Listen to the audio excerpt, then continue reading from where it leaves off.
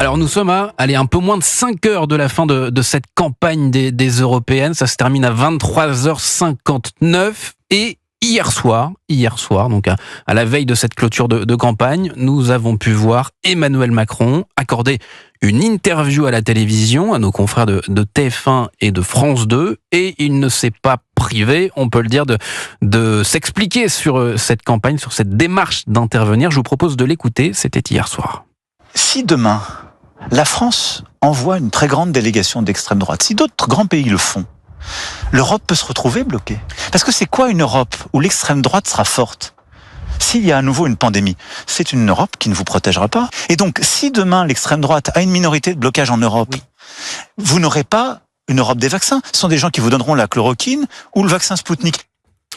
Du président chef de la nation, père de la nation, qu'on avait pu voir lors de la cérémonie internationale hier à Omaha Beach, on est passé au chef de campagne, Jules Torres. C'est drôle parce que toute la semaine, on a été ici à commenter les prises de parole de porte-parole de la Renaissance, de certains ministres qui parlaient en off et qui disaient que le président de la République ne parlerait pas de ces élections européennes. Il nous a fait la preuve hier, certes sur la moitié de l'interview, qu'il parlait des élections européennes, mais ce qui est intéressant quand même, c'est que il se veut être le grand chef de file finalement de ces élections européennes, parce qu'il a bien constaté la nullité crasse de sa candidate Valérie Hayé, qui n'est pas faite pour ça. Il a constaté que même Gabriel Attal n'arrivait pas lors de son débat avec Jordan Bardella à faire gagner des points avec la Macronie, donc Emmanuel Macron, il lance les dernières forces dans la bataille hier soir sur France Info, sur France 2 et TF1. Yves Tréhard, vous en avez suivi des présidents, ça vous a surpris cette intervention, ou en tout cas cette manière d'engager? C'est le personnage, quand même, ça m'a pas surpris, mais moi, alors là, je vais être beaucoup plus indulgent avec Madame Meillet que Jules, mais beaucoup plus sévère avec le président de la République. Alors, Madame Meillet, d'abord, je trouve qu'elle a fait des progrès pendant cette campagne, c'était pas évident pour elle, on lui a fait le reproche, et c'est un reproche qui, à mon avis, est un peu déplacé d'être anonyme, mais sa prédécesseur l'était également, oui. Madame Loiseau, et j'ai trouvé qu'elle avait réussi à avoir le juste ton à la fin de la campagne. Et je trouve d'ailleurs que le meeting qu'elle a fait samedi dernier était, de ce point de vue, pas mal du tout. Lui, en revanche, le monarque de l'Élysée, il y a une chose qu'il n'a pas comprise, c'est que plus il parle de politique intérieure et surtout du Rassemblement National, pourtant il devrait le savoir depuis 50 ans, enfin il n'a pas 50 ans justement, c'est le problème, et plus le Rassemblement National monte. Il suffit qu'il ouvre la bouche pour qu'il monte. Il suffit qu'il dise que le Rassemblement National est un danger fasciste pour la France, pour que plus en plus de Français votent pour lui. C'est mathématique. Et ça, c'est quand même incroyable que dans la majorité présidentielle, tout comme jadis d'ailleurs chez ce qu'était le RPR et l'UMP, y compris au Parti Socialiste, mais ils n'ont pas voulu comprendre que plus il parlait, plus il le faisait monter. Alors il le faisait monter pour ennuyer l'adversaire direct qui était à l'époque ou la droite ou la gauche, mais ils l'ont tellement fait que quand le serpent sort de sa cage ou quand le dentifrice sort du tube, vous pouvez plus le remettre dedans. Et si je peux ajouter un mot, ce qui est intéressant dans cette interview, c'est que la seule question finalement à laquelle Emmanuel Macron ne répond pas, c'est quand les journalistes lui demandent pourquoi lui, en 7 ans de présidence, il n'a pas réussi à endiguer le Rassemblement National. La question lui est posée par Anne-Sophie dans les sondages, absolument, et il n'y répond pas alors que pour le coup, en 2017, il avait fait une promesse, c'est qu'il endiguerait le Rassemblement National. Visiblement, Jordan Bardella à 32%. C'est son discours devant le Louvre le soir de son élection en 2017, c'est ça? Absolument. Et pour revenir à Valérie Hayé, le problème, c'est qu'elle a été, en effet, j'ai peut-être été un peu dur, mais c'est qu'elle est envoyée dans une campagne où, finalement, Jordan Bardella, il est au niveau d'aucun autre candidat. C'est-à-dire qu'il y avait 2 campagnes dans cette campagne. Jordan Bardella, lui, il est quand même dans les 10 personnalités politiques préférées des Français. Il n'est pas du tout dans la même catégorie que Glucksmann, Hayé ou Bellamy. Et c'est peut-être ça le problème initial de cette campagne.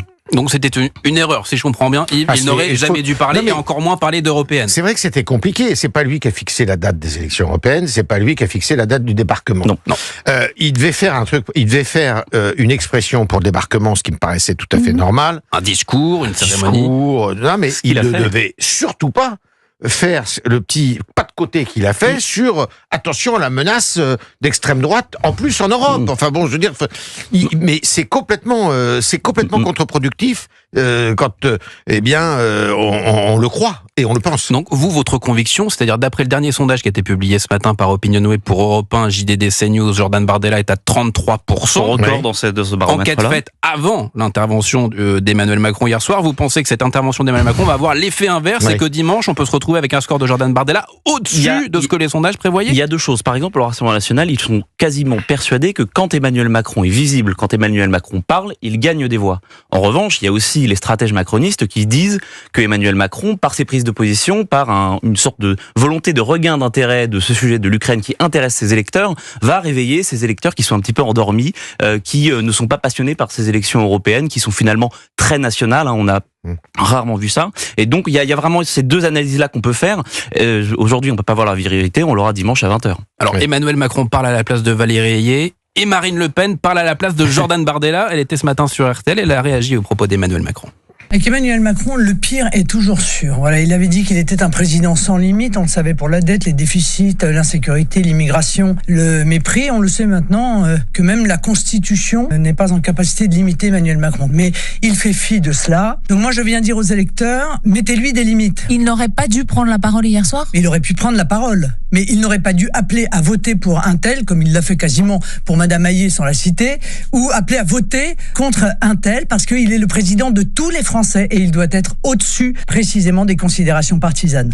Est-ce que vous diriez, Yves Tréhard, que l'analyse de Marine Le Pen est juste? Oui, l'analyse est bonne. Là, vous voyez, autant moi, je pense que le Rassemblement national dit beaucoup de bêtises et beaucoup de facilité, beaucoup de démagogie, autant là, c'est rempli de bon sens. Elle dit ce qu'on vient de dire avec Jules, c'est-à-dire qu'il n'avait pas à s'exprimer sur ce scrutin, à dire ni de voter pour sa candidate, ni de voter contre, ce qu'il a plutôt fait d'ailleurs, contre Bardella, en l'occurrence. Donc là, elle a tout à fait, elle est dans le juste ton. Ce qui est intéressant, c'est la présence de Marine Le Pen ces dernières semaines. C'est qu'on avait la petite musique que ce serait la grande victoire de Jordan Bardella. Et si on regarde bien, on voit que Marine Le Pen a multiplié les interviews, que ce soit dans la presse écrite, dans la radio ou à la télévision ces dernières semaines, pour qu'on dise aussi c'est la victoire de Marine Le Pen. Et d'ailleurs, dans l'appel au vote de ce soir de Jordan Bardella qu'il a publié sur ses réseaux sociaux, c'est une vidéo où il parle aux côtés de Marine Le Pen.